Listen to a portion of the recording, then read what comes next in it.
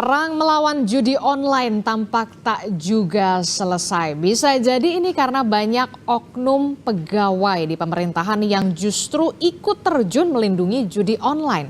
Lalu bagaimana memastikan aliran uang yang ada berasal dari judi hingga memudahkan polisi untuk mengungkap kasus ini? Kita akan ulas bersama dengan Koordinator Kelompok Humas PPATK, sudah ada Pak Natsir Kongah di studio. Selamat pagi, Pak Natsir. Selamat pagi, apa kabar Mbak? Kabar baik Pak. Kemudian juga ada PLT Direktur Pengendalian Aplikasi Informatika Ditjen Aplikasi Informatika Kementerian Komdiji. Sudah ada Pak Sofyan Kurniawan melalui sambungan Zoom. Selamat pagi Pak Sofyan. Selamat pagi Mbak Adisti. Ya, kemudian juga hadir ke studio ada pakar keamanan digital dari Cisrek. Sudah ada Mas Pratama Persada. Selamat pagi Mas. Pagi Mbak Adisti. Oke, ini kalau kita lihat ya makin memprihatinkan dan makin mencekam soal judi online ini. Yang terbaru kita simak bersama bahwa ada 15 orang tersangka yang sudah ditetapkan oleh pihak kepolisian. Dan mirisnya lagi 11 diantaranya merupakan pegawai dari Komdiji. Benarkah demikian Pak Sofyan? Sejauh ini perkembangannya seperti apa Pak Sofyan? Iya, kami konfirmasi memang ada beberapa sejumlah orang yang ditangkap oleh Polda Metro Jaya adalah benar pegawai dari Komdiji. Demikian, Pak. Itu pegawai tetap atau pekerja lepas, karena ada informasi sebenarnya ada salah satu orang bernama AK ini tidak memenuhi seleksi tapi bisa kerja di Komdiji, bagian teknis lagi yang ditetapkan jadi tersangka salah satunya. Ya, memang ada beberapa orang yang tercatat sebagai pegawai Komdiji, sebagai PNS. Kemudian ada yang sebagai pegawai lepas. Dan terkait dengan AK, memang saya konfirmasi kepada bagian penerimaan pegawai bahwa secara seleksi yang bersangkutan tidak memenuhi persyaratan seleksi sehingga tidak diterima. Demikian. Tidak memenuhi persyaratan seleksi tapi kemudian bisa bekerja di Komdiji. Lalu bagaimana kemudian bisa sampai bekerja tapi ternyata pas dilihat tidak lolos? Siapa yang bisa meloloskan inisial AK ini sebenarnya? Seperti ini Mbak Adisti, saya sendiri kan sebagai pelaksana tugas dari Direktur Pengendalian Aplikasi Informatika, ditunjuk semenjak akhir September 2024. Nah, proses tersebut terjadi sebelum saya menjadi PLT Direktur Pengendalian Aplikasi. Nah, kemudian bagaimana sehingga saudara AK ini kemudian bisa bekerja di Komdiji, ini saya rasa menjadi salah satu materi penyidikan yang saya tidak bisa dapat mendahului dari proses penyidikan, barangkali mengganggu terkait dengan proses penyidikannya. Demikian, Mbak. Oke, tentu saja kita harapkan ada investigasi secara mendalam mengapa kemudian bisa diloloskan kalau memang ternyata tidak memenuhi persyaratan seleksi atau tidak lolos seleksi, tapi kemudian kenapa bisa berada di sana begitu. Bahkan bagian teknis informasinya Pak Sofyan. Saya ke Pak Natsir. Pak Natsir, ini kalau kita lihat ya perputaran uang judi online di Indonesia ini angkanya nggak main-main. Nah, update terkininya seperti apa Pak Natsir? Ya, sampai di semester pertama tahun 2024 itu udah lebih dari 100 triliun ya perputaran dari judi online yang ada. Dan ini sangat meresahkan karena 80% diantaranya itu adalah masyarakat kita yang berpenghasilan rendah yang ikut bermain. Transaksi yang dilakukan itu di bawah dari 100.000 per harinya, Mbak. Nah, ini kalau kita lihat ya kebanyakan para pemain itu mahasiswa, pelajar, ya, ibu rumah tangga. Jadi ini menyasar judi online ini masyarakat kelas bawah kita yang pendapatannya rendah.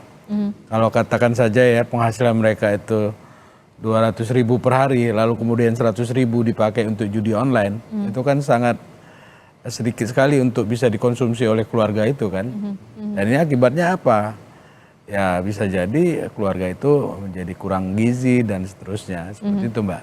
Itu kan yang kemudian mirisnya lagi adalah judi online ini justru menyasar orang-orang yang berpenghasilan rendah. Lalu Betul. bagaimana dengan orang-orang yang kita tahu ibaratnya bisa dikatakan pemain besar lah ya. Iya. Sudah adakah terdeteksi ke mana aliran dananya dan seperti apa? Ya banyak ya, artinya kalau kita tracir dana judi online itu bahkan sampai lari ke luar negeri itu triliunan nilainya. Katakan ya ke Singapura ya, ke Kamboja, Filipina, Thailand itu cukup besar uang yang lari ke luar negeri dan juga perputaran yang ada di dalam negeri seperti itu. PPATK sudah lakukan kerjasama ya untuk mentrasir uang hasil kejahatan dari judi online ini ke berbagai negara, kerjasama dengan beberapa PPATK yang ada di luar negeri, FIU, Financial Intelligence Unit di masing-masing negara itu punya dia Mbak. Jadi kita sudah melakukan koordinasi dan hasil analisis, hasil pemeriksaan yang kita lakukan sudah disampaikan juga ke penyidik ya untuk ditindaklanjuti.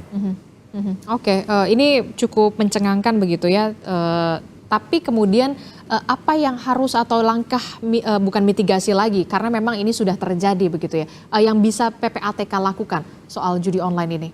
Kami terus membantu ya proses dari penegakan hukum. Katakanlah misalnya penyidik menemukan nama-nama ya, nah, kita bantu untuk telusuri. Atau juga stimulasi yang kita lakukan. Itu dari pihak polisian dulu?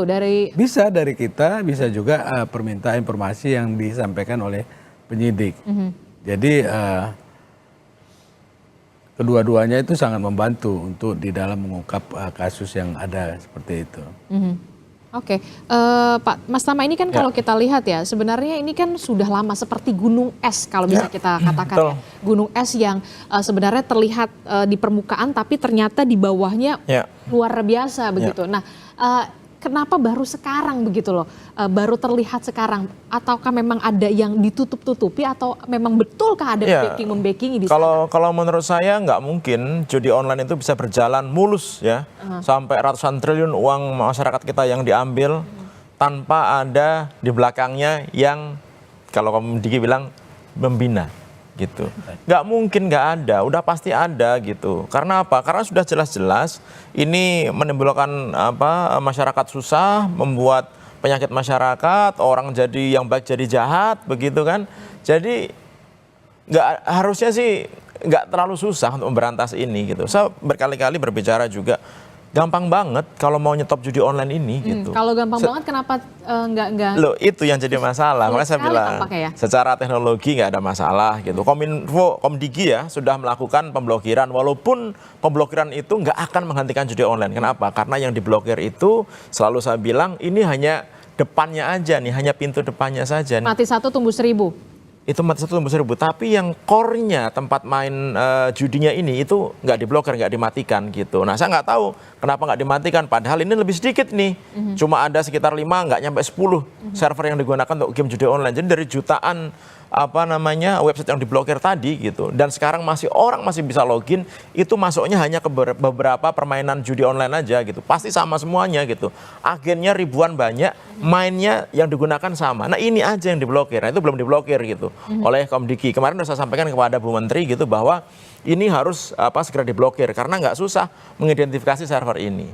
Yang kedua, tadi Pak Nasir sudah menyebutkan, PPATK itu udah tahu by name, by address orang-orang yang menerima hasil dari judi online ini. Perusahaan-perusahaan mana yang sudah digunakan untuk penampungan uang judi online ini.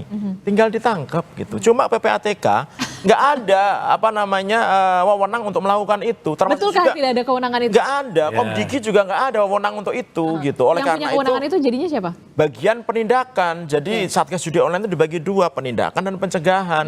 Komdigi dan PPATK masuk di pencegahan. Di penindakannya ada Polri, ada Kejaksaan gitu. Ya kalau udah ada datanya kan harusnya tinggal ditangkap. Nah ini kan ternyata enggak. Kemarin ketika ada penangkapan 11 orang staf dari Komdigi itu gitu, saya juga akhirnya bisa mengerti gitu. Kenapa? Karena ternyata proses kerja yang selama ini ada di Komdigi gitu, itu memang membuat celah agar sistem ini bisa disalahgunakan. Kenapa saya bilang seperti itu? antara tim yang melakukan crawling informasi yang akan diblokir, ngumpulin data-data situs yang mau diblokir, dengan tim yang melakukan blokir itu sendiri, itu berbeda gitu. Dan tim ini yang memberikan data ini nggak bisa memverifikasi karena udah beda direktorat gitu. Sehingga apa? Sehingga alat yang digunakan untuk ngeblokir ini bisa dimanfaatkan. Kemudian yang kedua, ternyata sistem yang untuk melakukan blokir itu masih ada celah di remote dari luar. Karena itulah kenapa kemarin dibuat kantor satelit di Bekasi kan, gitu. Karena bisa digunakan gitu dari luar gitu. Kenapa bisa digunakan dari luar? Karena ternyata dulu ketika COVID orang work from home, dikasih akses untuk di luar, lupa nggak ditutup. Nah, yang bertanggung jawab terhadap mesin ini adalah orang-orang yang kemarin itu ditangkap. Makanya nggak akan bisa selesai. Kenapa? Karena mereka sebagai pemain, mereka sebagai wasitnya juga. Jadi mereka bisa milih-milih mana yang mau diblokir, mana nggak bisa diblokir. Jadi gitu. mereka yang memfilter ini yang diblokir, yang ini yang enggak. Iya, jadi kalau menurut saya ini nggak ada hubungannya sama menterinya. Menteri mungkin nggak tahu gitu. Bu Menteri Komdigi juga nggak akan tahu kalau ternyata seperti itu. Pasti gitu. dia kaget ketika melihat. Kaget lah gitu. Makanya kemarin instruksinya udah hajar habis aja ini gitu. Ya udah, kalau mau hajar habis, ayo kita sekarang buka-bukaan. Makanya kemarin kita sarankan, ya sudah kalau dari tim crawling yang menemukan data-data di mana website judi online, server judi online, publish aja ke masyarakat, biar masyarakat itu nanti akan memverifikasi. Kalau sampai ada yang nggak diblokir, berarti ada yang main lagi di situ gitu. Ada apa ini? Kenapa? Dan beliau setuju loh gitu, bagus itu gitu. Artinya emang mau transparan nih Komdigi ini, dan ini harus kita dukung. Kemudian ya nggak bisa kerja sendiri, Komdigi nggak bisa kerja sendiri, PPATK nggak bisa kerja sendiri. Harus ada nih yang penindakan, penegakan hukum juga harus larinya harus kencengnya sama gitu. Kalau menurut saya ya. Oke, Mas Sofyan, kalau menurut Anda benarkah apa yang dikatakan oleh Pak Tama ini memang ada celah di sana karena memang ada perbedaan ketika yang mendata ini tidak sampai ke core-nya, tidak sampai ke pusatnya. Ini seperti mati satu tumbuh seribu begitu ya, kalau untuk pemblokiran ini. Baik, Mbak Adisti. Kami Komdigi senantiasa memberikan terbuka kepada setiap masukan yang di sana untuk perbaikan kepada kami terkait dengan sistem pemblokiran. Nah, disampaikan oleh Pak Pratama tadi memang sudah menyampaikan ke Menteri terkait dengan core server yang dapat melayani terkait dengan proses perjudian. Ini akan kami tindak lanjuti untuk kemudian kami blokir terkait dengan server tersebut. Demikian Mbak Adisti. Nah, setelah ini bersih-bersih semacam apa yang akan dilakukan oleh Komdigi untuk bisa berkomitmen memang betul Komdigi ini memang punya niat baik untuk bisa betul-betul serius untuk menyelesaikan ini? Baik, Mbak Adisti. Ada 3 hal utama yang kemudian dilakukan proses perbaikan dari Komdigi, yaitu terkait dengan people, proses, dan teknologi. Terkait dengan people, ini kami senantiasa melakukan cross-check terkait dengan integritas, meningkatkan integritas dari tim yang berkaitan erat dengan sistem pemblokiran konten internet ilegal. Kemudian terkait dengan prosedur, kita juga senantiasa mendapatkan panduan dari Inspektur 4 Komdigi untuk kemudian bagaimana memperbaiki prosedur pemblokiran supaya tidak ada celah terkait dengan proses pemblokiran.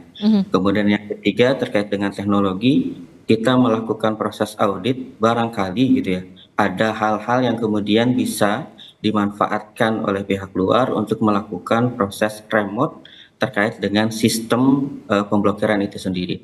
Ini juga kami bekerja sama dengan tim audit IT internal Komdigi dari PDSI untuk kemudian bisa melakukan proses audit terkait dengan sistem yang kami miliki untuk proses pemblokiran. Oke, pada saat RDP kalau tidak salah bersama dengan Komisi 1 DPR, kemudian ada salah satu anggota Komisi 1 DPR yang mengatakan Kominfo di era Pak Budi Ari ini memblokir WordPress, bukan situs judi online. Jawaban Anda? Ya, kenapa kemudian kita memblokir WordPress? Karena memang yang dilakukan proses pemblokiran itu adalah terkait dengan domainnya secara keseluruhan. sebenarnya yang ada terkait dengan konten perjudian itu adalah subdomainnya. Jadi misalkan seperti ini, ada platform, katakanlah kita mungkin menyebutnya konten Twitter gitu ya. Nah, di Twitter itu mungkin ada user yang dia menampilkan konten-konten terkait dengan perjudian. Yang seharusnya dilakukan proses pemblokiran adalah terkait dengan konten di dalam Twitter, Instagram itu sendiri, tapi kemudian yang dilakukan proses pemblokiran terjadi kesalahan, jadi yang dilakukan proses pemblokiran adalah Instagram atau Twitternya secara keseluruhan, bukan konten dari yang terkait dengan perjudian. Saya rasa itu. Ya, karena nggak bisa. Aha, bagaimana? Jadi begini, bisa saya jelaskan, memang kalau kita berbicara masalah domain besar misalkan kompas.id gitu ya. Nah di belakangnya ternyata ada gacor nih, gacor.kompas.id, ada hacker yang buat landing page-nya di kompas.id. Kominfo nggak bisa hanya blokir gacor.kompas.id-nya.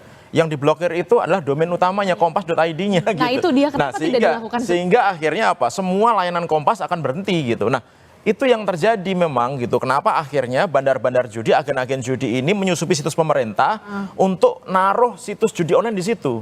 Karena mereka tahu Komdigi itu nggak akan mungkin blokir. Misalkan nih kemendagri.go.id gitu ya. Di situ ada situs judi online-nya. Nggak mungkin Kominfo atau Komdigi memblokir Kemendagrinya gitu. Nah kemarin itu karena ada orang yang kan di WordPress itu semua orang boleh membuat website ya gitu. Nah ada yang membuat website itu isinya judi online gitu. Yang itu oleh teman-teman di Komdigi gitu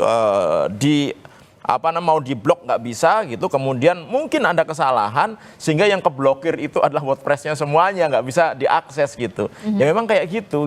Oleh karena itu kenapa selain melakukan pemblokiran kalau situs gampang untuk diblokir, tapi ketika platform Komdigi berkomunikasi bekerjasama dengan pemilik platform, dengan Meta, dengan X, kemudian dengan Google dan lain-lain begitu. Itu harus kerjasama dengan mereka gitu. Dan ketika kerjasama dengan mereka, belum tentu juga mereka ngeblokirnya cepat gitu, karena tergantung si platformnya ini gitu. Nah oleh karena itu memang kerjasama ini sangat penting sekali. Tapi bukan berarti bahwa Komdigi salah gitu, yang diblokir ya kan nggak bodoh-bodoh amat ya orang stafnya itu ya gitu. Ini nggak akan ngeblokir WordPress-nya sebenarnya, tapi ternyata ada salah satu subdomain yang isinya judi online gitu. Ternyata ketika diblokir, yang keblokir adalah WordPress-nya gitu. Jadi bukan yang diblokir, tetap situs-situs landing page-nya judi online gitu.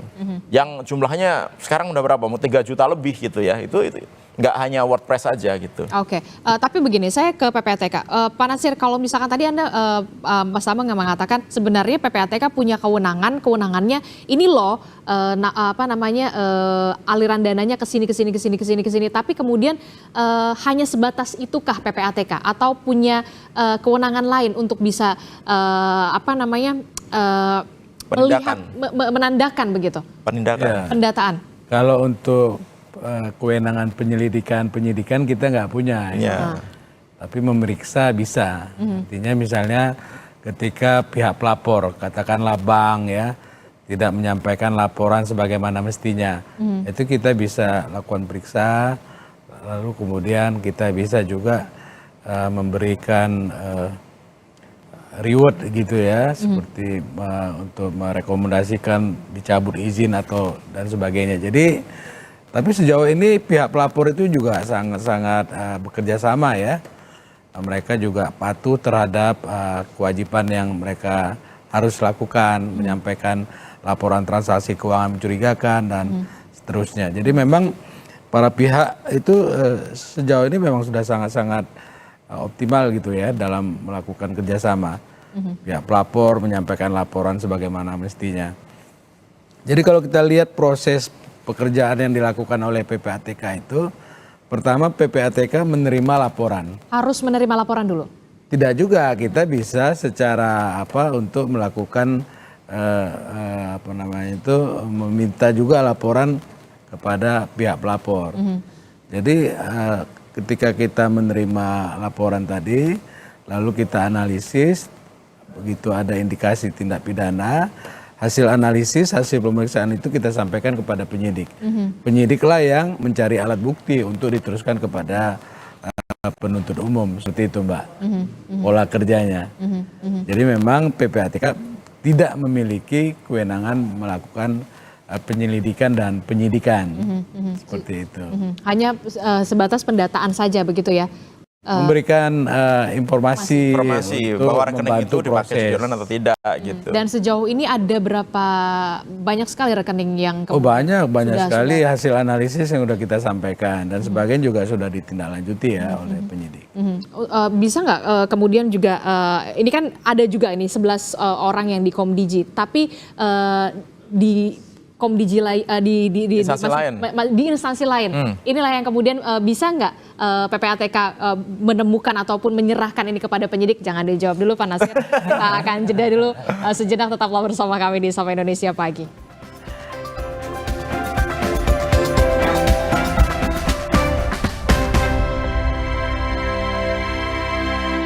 Anda masih bersama kami dalam Sapa Indonesia Pagi, Saudara. Masih soal judi online yang kita tahu memang yang terbaru adalah pemerintah dan juga dalam hal ini adalah pihak kepolisian masih terus memfokuskan untuk memberantas judi online.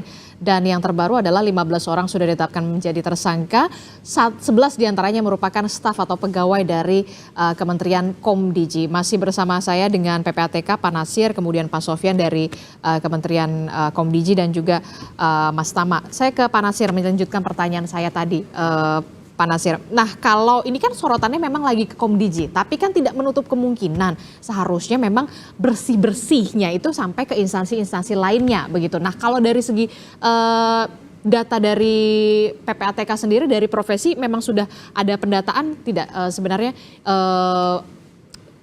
dampak atau perputaran uang dari judi online ini seperti apa dari segi profesi? Pegawai, karyawan swasta dan segala macam, bahkan ASN, silahkan. Ya, jadi kalau kita lihat demografi dari pemain judi online ya, di tahun 2023 itu jenis kelamin laki-laki itu mencapai 3,2 juta.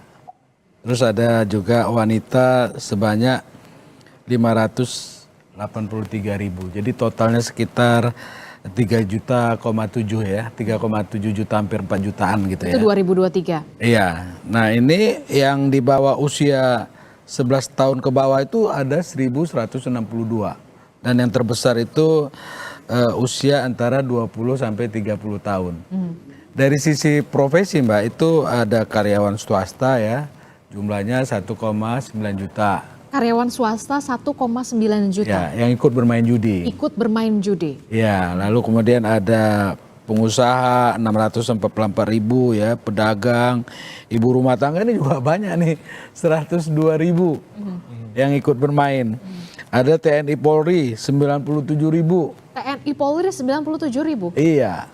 Itu ikut terlibat. Ikut bermain judi online. Dan itu data-datanya sudah diserahkan kepada TNI Polri? Ke beberapa instansi yang sudah kita kasih supaya itu bagian dari pencegahan ya, untuk bisa sama-sama mengingatkan begitu ya. Dan saya lihat sampai di koramil-koramil tuh banyak tuh itu pamflet-pamflet untuk sama-sama mencegah dan memberantas judi online yang ada. Jadi cukup kita kasih apresiasi itu ya. Di Polri maupun di TNI ya, semangat untuk memberantas judi online ini begitu kuat. Lalu profesi yang lain itu ada buruh sebanyak 8.684. Ada juga akuntan, ini juga akuntan juga main dia. Nelayan ya, petani itu ada 2.964. Lalu juga seniman juga nih. Jadi mungkin karena inspirasinya hilang gitu, diselingi dengan main judi online gitu ya. Ada juga pensiunan. Nah, pensiunannya juga lebih 2.000 lebih gitu ya dari data yang ada. Ada dokter juga nih Mbak. Dokter juga ikut bermain ya, profesional lainnya dan pejabat negara ini ada 461.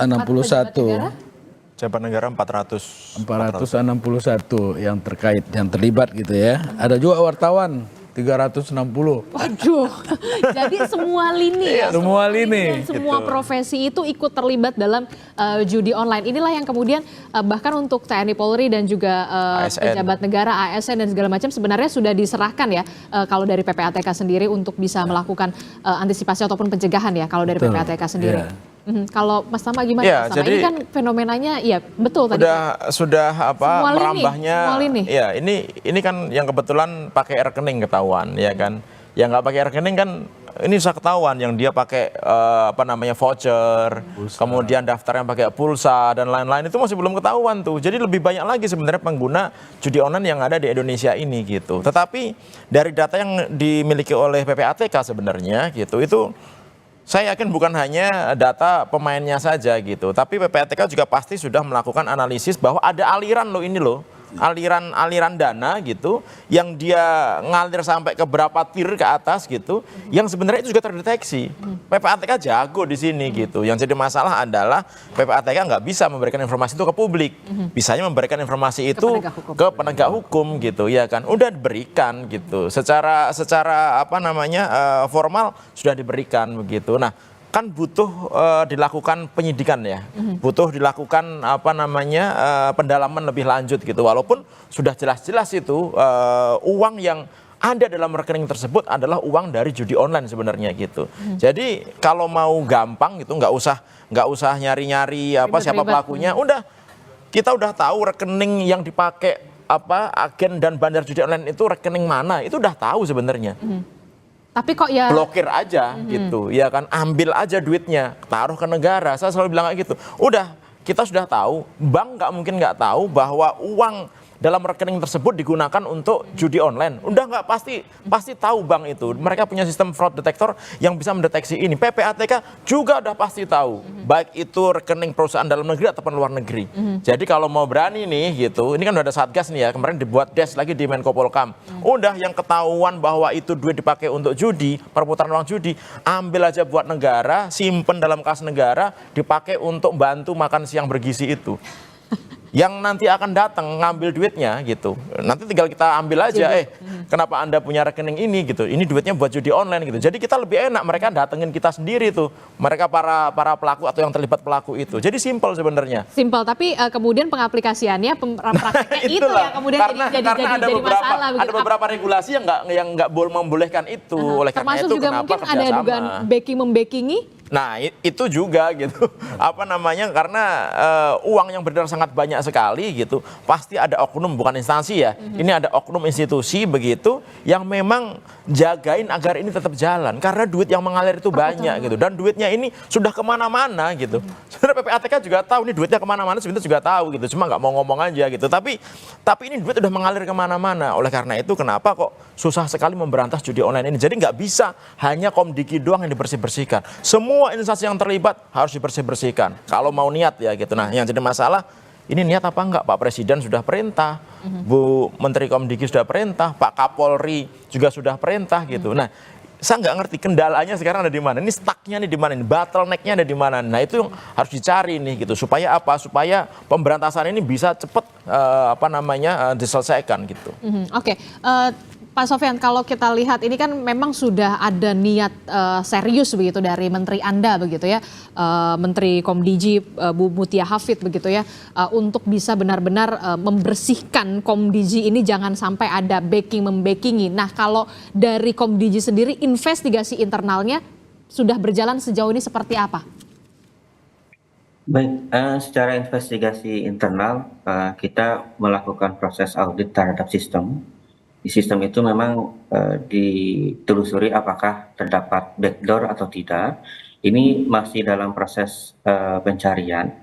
Kemudian yang berikutnya terkait dengan investigasi internal, kita mencoba melakukan proses crawling. Jadi seseorang yang sebelumnya ada di posisi terkait dengan verifikasi dengan judi online, kita coba crawling terlebih dahulu, sehingga kalaupun memang masih terindikasi itu komunikasinya terputus gitu ya, karena dengan yang sebelumnya menjadi verifikator judi online, kita switch terlebih dahulu, tidak memegang hal tersebut. Demikian Mbak Adisti.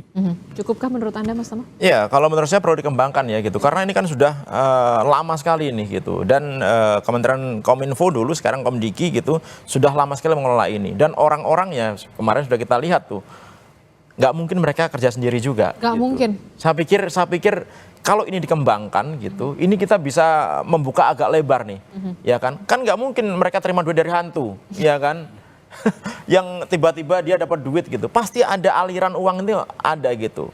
PPATK bisa memiliki analis untuk follow the money gitu. Kalau itu dikembangkan benar ya, kerjasama benar gitu. Masing-masing orang itu dicek duitnya siapa yang terima. Pasti juga nggak akan pakai rekening mereka karena mereka pasti tahu mereka akan ketahuan kalau pakai rekening mereka. Pasti pakai rekening-rekening lain. Tapi bukan berarti nggak bisa dicek dari mana dia nerimanya, bagaimana sih komunikasinya mereka dengan para agen, para bandar itu gitu. Bagaimana pengiriman uangnya, kapan mereka ngambilnya, bagaimana pembagiannya dan lain itu. Kalau misalkan benar-benar niat ya mau telusuri itu pasti akan ketahuan. Naik-naiknya itu pasti akan ketahuan sampai ujungnya ke pejabat mana nih yang terima sebenarnya pasti ketahuan gitu. Walaupun kemarin si penanggung jawab itu bilang itu hasil saya sendiri gitu. Nggak mungkin dia hasil kerja sendiri kalau menurut saya gitu. Nggak ada backingan juga dari tempat lain gitu ya kan, minimal dia ada backingan dari luar gitu, institusi luar atau orang kuat di luar gitu yang mungkin bisa menjamin tenang aja nanti kamu akan kita amankan kalau terjadi apa-apa, mungkin kayak gitu. Jadi ini harus diikuti, nggak cukup hanya 11 staf Komdiki aja gitu, tapi ini harus dikembangkan sehingga kita bisa tahu dengan jelas gitu ternyata bahwa ini loh orang-orang yang ternyata jagain agar judi online tetap ada di Indonesia gitu. Dan kita mau itu semua dihabisin. Gitu. Jangan berhenti sampai di 11 orang ini saja atau 15 orang ini saja begitu. Pemerintah harus benar-benar bisa mencari sendiri ibaratnya ya. Walaupun memang seperti bisa dikatakan seperti mencari mengulur benang yang sudah kusut begitu ya, Pak Natsir. Termasuk juga sebentar sedikit, Mbak. Termasuk juga adalah ketika polisi berhasil melakukan penangkapan terhadap agen-agen judi online gitu. Itu jangan hanya ditangkap, alatnya jangan hanya disita. Di alat-alat yang digunakan itu, contohnya komputer-komputer yang dipakai, itu pasti ada satu komputer yang digunakan komunikasi dengan si bandarnya itu. Itu yang harus diforensik, di digital forensik gitu. Sehingga kita bisa tahu arahnya kemana, alirannya kemana, ngasih duitnya mereka kemana, yang katanya bagi-bagi jatah untuk aparat itu kemana mereka kirimnya. Nah itu kan bisa ketahuan sebenarnya gitu. Jadi jangan hanya ditangkap kemudian diproses, tapi peralatannya ini juga harus ditelusuri kemana, karena peralatan nggak mungkin bohong. Kalau orang mungkin bisa bohong, ya kan, dia ngaku bahwa dia kerja sendiri dan lain-lain. Tapi ini peralatan teknologi nggak mungkin bohong, pasti akan ada suaranya kalau kita dalami gitu. Nah itu yang menurut saya penting untuk dilakukan nextnya.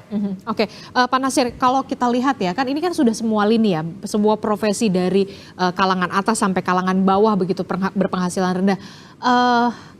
Apa sebenarnya yang bisa dikatakan masih menjadi daya tarik begitu untuk judi online? Padahal kita sudah tidak kurang-kurangnya ya sosialisasi kalau nggak ada manfaatnya lah judi online ini.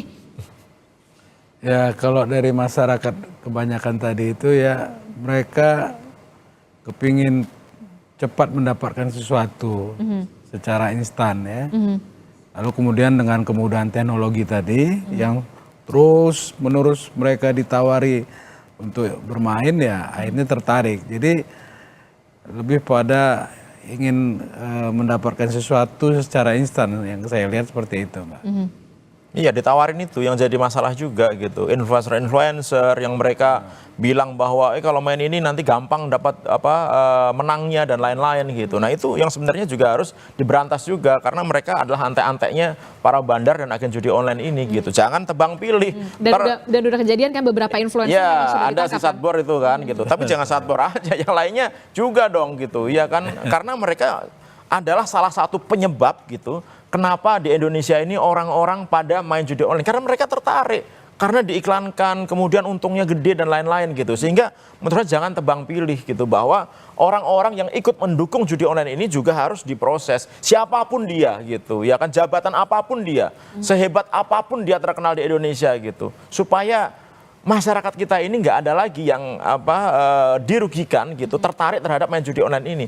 Karena berkali-kali juga kita sudah ngomong, main judi online udah pasti kalah gitu. Bahkan PPATK bilang 0,007 berapa yang uangnya itu dibalikan ke pemain. Jadi udah pasti kalah gitu. Nah, Tapi kita kalau ngomong sama orang yang sudah jadi pemain judi, mereka nggak akan mau dengerin ini gitu. Tapi kan masih lebih banyak orang yang belum main judi kan. Nah itu yang harus kita jagain sebenarnya, jangan sampai mereka jadi korban judi online ini. Jangan sampai saya tertarik ya.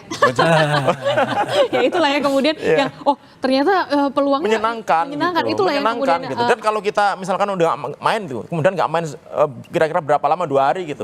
Ntar kita dikasih menang tuh, dikasih tahu itu jadi salah satu modusnya. Iya, selalu kayak gitu. Ntar begitu main-main lagi ternyata kalah lagi, kayak gitu. Oke, terakhir Pak Sofyan, bagaimana sosialisasi dari Komdigi sendiri terkait dengan bahaya dari judi online, termasuk juga influencer atau berpengaruh atau influencer, selebgram yang kemudian jangan sampai kemudian menjadi antek-antek dari judi online ini. Silakan Mas Sofyan. Baik, kami bekerja sama dengan Direktorat Jenderal IKP. Setiap hari kita memberikan update harian situs ataupun konten judi apa yang kemudian berhasil Komdigi lakukan proses pemblokiran. Jadi dalam rilis harian ini juga kami senantiasa mengingatkan kepada influencer bahwa mereka dapat terkena tuntutan hukum terkait dengan pasal 27 ayat 2 Undang-Undang ITE, menjadi seseorang yang menyebarkan konten perjudian cukup tinggi tuntutan hukumnya.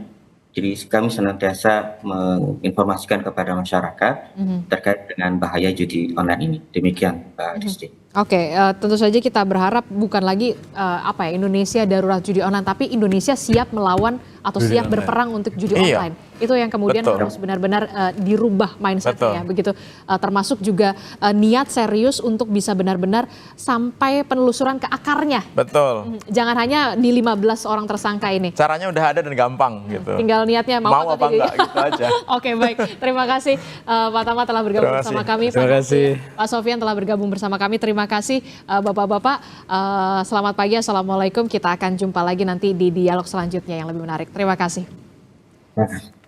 Saudara, informasi penting dan juga menarik lainnya masih akan kami hadirkan usai jeda. Di antaranya ada Donald Trump yang mendeklarasikan kemenangannya di pemilihan Presiden Amerika Serikat 2024 dan berjanji untuk mewujudkan Amerika Serikat menjadi kuat kembali. Kami punya informasi dan juga laporan langsungnya dari Amerika Serikat.